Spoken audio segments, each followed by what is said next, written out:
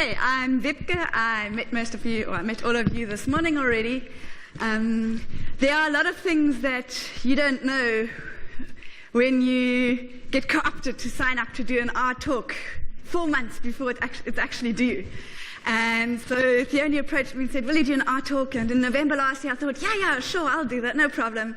And I wasn't at satRday last year, so I started thinking, I went through the process of signing up and thought, 20 minutes standard talk, great.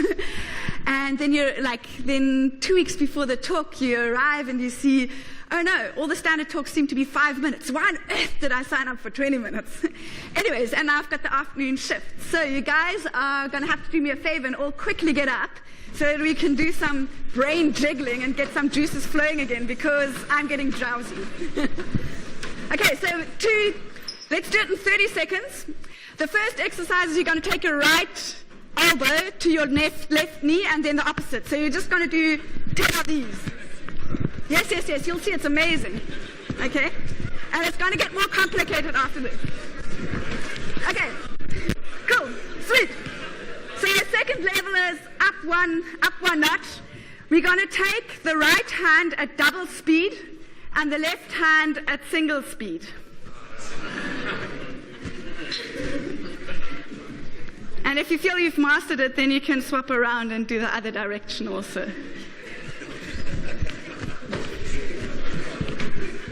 Apparently, if you do this every morning, it makes you smarter in the long run. Okay, this is maybe as funny as my talk is going to get, so embrace the moment while it lasts.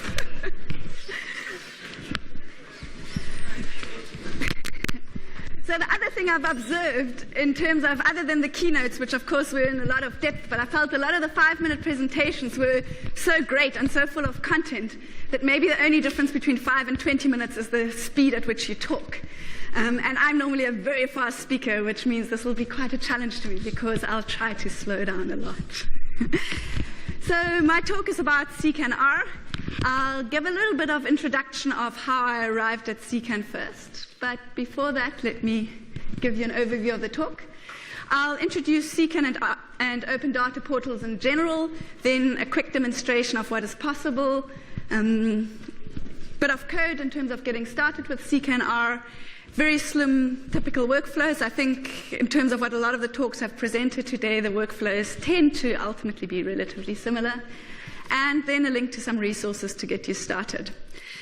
So I've been employed at the Energy Research Center at UCT for the past 2 years to build an open energy data portal. And my mandate when I was employed was very much one of, we have a data problem, please help us solve it. And I considered myself quite fortunate at the time when I started, because so many open data resources started being quite readily available that weren't available before, and CKAN being one of them. And to me now, 2 years later, there's also an element where you start scratching your head and you look back and you look back at the depth at which you went into acquainting yourself with a particular technology. And when you emerge out of it, you see that the world has moved on a little bit also in some ways. So what I'd be really curious about, if none of you are going to have questions for me at the end, I'm going to have questions for you, because I'm quite curious to find out, in terms of research groups and in terms of how you work, how do you manage your data collectively? So you can ponder that if you don't have questions about my talk. So CKAN stands for the Comprehensive Knowledge Archive Network. It's the world's leading open source data portal platform. And so the reason why I settled on CKAN was, well, for one is because initially my mandate was just to build a database, and at that point I'd never built a database, and I didn't realize either how much heavy lifting is involved to really take something from data, like from storing data to actually serving it on the web in a really nice and user-friendly way. And CKAN is really great because it does all of that. It's free, it's well documented, it's got a large user community, it's customizable to individual user needs, it's got individual login profiles, it's an online place for any type of data sets. What is really nice is it can take PDF, Excel files on the one hand, but then also if you save your data as very nice CSV files, where very nice basically means very limited because it can only have a single row header and a single column, and basically needs to be a completely flat table, then you can also query the data directly with an API, which is pretty cool. And also, it's a data package that's hosted by our OpenSci. So that's pretty cool. Wait, we're our OpenSci, yeah. And yeah, so ultimately what got me excited about it also is that you can retrieve it with an API. There are a couple of data portals in South Africa that have been built out with CKAN. And I think, again, the more open data portals come online, the more useful it also, or the more powerful it becomes, mastering tools like, wait, let me backtrack a little bit. One of the tricky parts I faced in my research group is that people have been using Excel for years, and they're very comfortable with Excel. And so encouraging people to migrate away from Excel to coding languages can be quite a daunting task. And what I've tried to dangle in front as a carrot is saying, if you learn R, then you can very easily create these really great workflows to access data in open repositories. And so I think as more and more repositories come online, I think that it will hopefully over time become a good way of coaxing people that are slow to get on the coding bandwagon to engage with code. So the SA Online Budget Data Portal is one that has been developed pretty recently, as in released in February. And it's a CKAN data portal that hosts South African municipal budget data. The Energy Research Data Portal is the one that I've been building out. Then Open Africa is a very large open data portal that contains a wide variety of different data sets.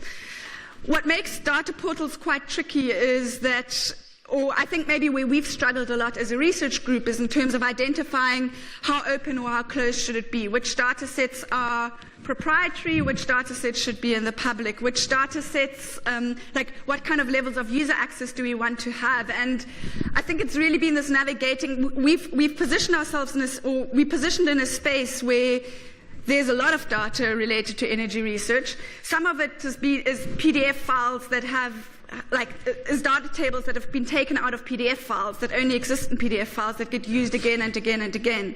And there was this request or this need to say, how do we actually put this data out in a space where everybody can use it, that we don't have 100 people reusing, reclipping the same PDF files. So this is a sample view of what an open energy research data portal, or what a CKAN data portal looks like. This is our energy research one. It's got a really cool search area. It's got space for displaying reports. And yeah, quite nice. Once you actually get to a data set, you can choose to preview it. And when you come to preview, you can say go to resource, which downloads it for you. Or if you are an R master, you can use CKAN R. This is an example of what we've done with a data set that has been hosted on CKAN in terms of putting it into a Shiny app and making it fun and available. Yeah, so it's a South African greenhouse gas inventory, which again has been, in terms of where it's sat, it's a national statistics type document that's published as a PDF file. We've taken all the tables in the PDF file out of it. We've put it into CSV files. We're hosting this, or we've put the CSV files online, and because they're online and accessible, CKAN R allows us to query them directly and provide a Shiny app that anybody can browse the data really simply, really easily, and play with graphs. So this tool, we've called it the GHGVIS, so greenhouse gas visualization. I'm going to go into this code step by step, but that's basically what is required in order to fetch the resources and make it available for Shiny. So it's detailed in the slides that come. So the first part is you need to set up CKAN R. Very easy. Let me actually check, is there? Okay. So yeah, you load CKAN R as a package, then you have to set up CKAN R. Setup usually happens, or always happens, with the URL of the portal you're accessing. Some data sets in the portal will be private, others are public. If you don't have your own key, you can only access the public data sets. And then if you say CKAN info, you can see again details about the actual data portal you're accessing. The types of, the way the data in CKAN is structured is that you've got groups, you've got users, organizations, packages, and resources. So from a syntax perspective, that's sometimes a bit tricky because a package is a collection of data resources where an individual CSV file would be a data resource, and then a collection of CSV files would be a package. So for example, if you monitor a specific data set for several years and you want to have data from 1994 to 2004, for example, you could have that whole 10 years would be your data package, and then the individual files for each year would be a data resource. So in order to search the packages, you can search them by query terms. So you say, for example, package search where your query is carbon, and that then returns a list of all the packages that have got carbon somewhere in the environment. You can do a filtered query where you'd search for only packages that have mini grids results appearing in the same space, which then narrows down the search a lot. Or you could even say is you only want data sets where climate change appears in the title. In order to discover the results, in order to discover the results, you then use. Sorry, I just realized I've got an old slide set here that I didn't update.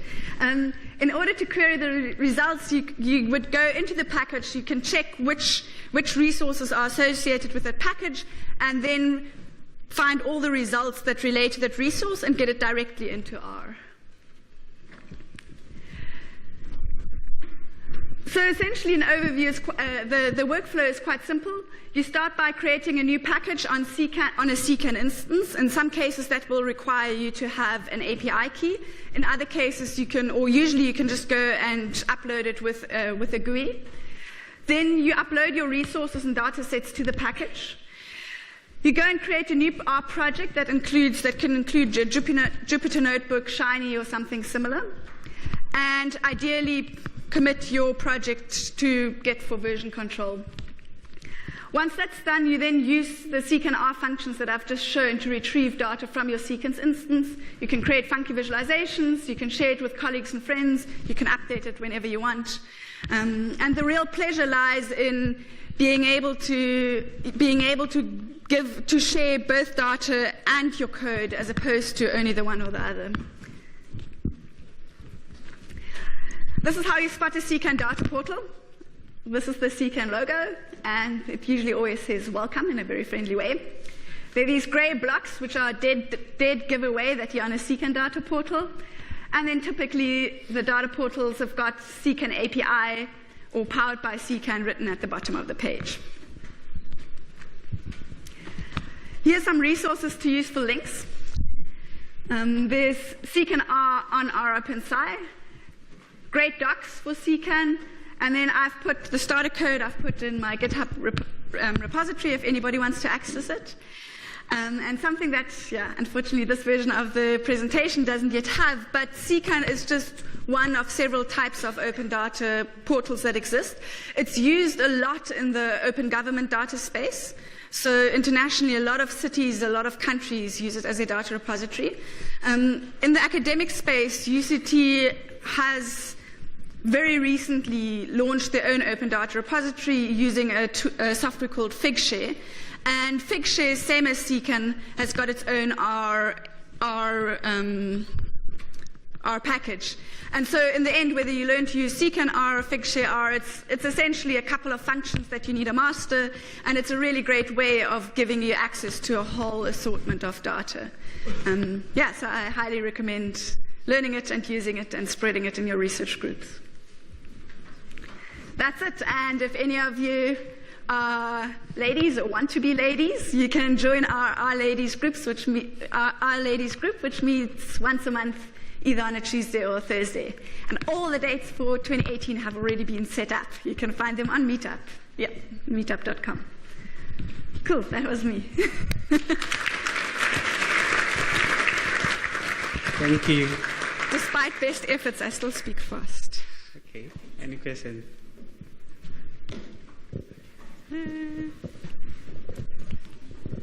So you mentioned that it was sort of, when you started this, was the first time you built a database, and you mentioned that there are packages that consist of files. How are you storing the information? Yeah. Is it a database like as in SQL, or is it? So the beauty of CKAN is it's got a Postgres database at the back end, and then so basically it provides a complete package of a Postgres database together with an Apache web server together with Nginx, and then together with CSS templates to do the styling. When I started, there was a Docker image that existed but wasn't maintained, and I'm pretty sure, I haven't gone back to check it out now, but I'm pretty sure there'd be a Docker image again. So I think it's potentially, I see it having potential where you've got a group, let's say, of 10 or 15 researchers where too much data sits in people's email inboxes, and again, like if the Docker image doesn't exist, it is a bit of an effort to learn to set it up, but it's still easy enough if a group is motivated. And it's a really great way of just consolidating where you store your data resources. Yeah. A lot aimed at collaboration, I guess. Yeah, exactly, aimed at collaboration. Yeah. More questions?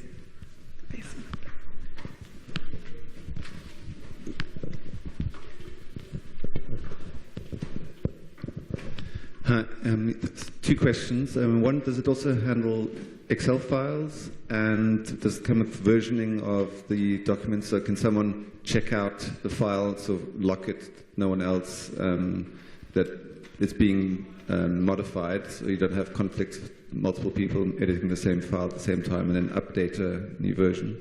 Yeah. So it can handle Excel files. It can also handle shape files, PDF files, all of that. The problem with Excel, the thing with Excel, it treats an Excel file the same way that it would treat a PDF file, which is just as a file. Whereas a flat CSV file that only contains one data table is essentially treated as a database table. So you can't access the data in an Excel file directly. You'd have to download it and then use it. On the version control side, it's unfortunately not that great, so there isn't any inbuilt version control.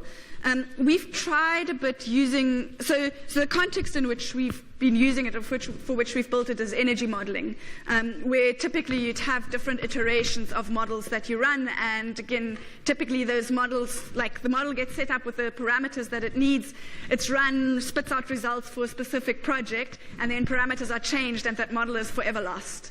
And from that perspective, kind of from a workflow perspective, it requires quite a lot of rethinking how to do it. And ultimately, like the way we've envisioned it is like GitHub is still the place for version control. But what you could do here is, so here it's more once you've done a project, you'd save all the files that were required to run that project together with the version of the code that you used. So there is it's not a slick process. So it's more like it's almost of a, in terms of like speed of development, it's like it's like the slower, it's for a slower pace of progress. Yeah. Okay. Any more questions? Thank you. Can I? So I'm just out of curiosity, is there anybody here who feels they've got managing data in their research group nailed? And if you have, could you share with me how you do it? No, okay.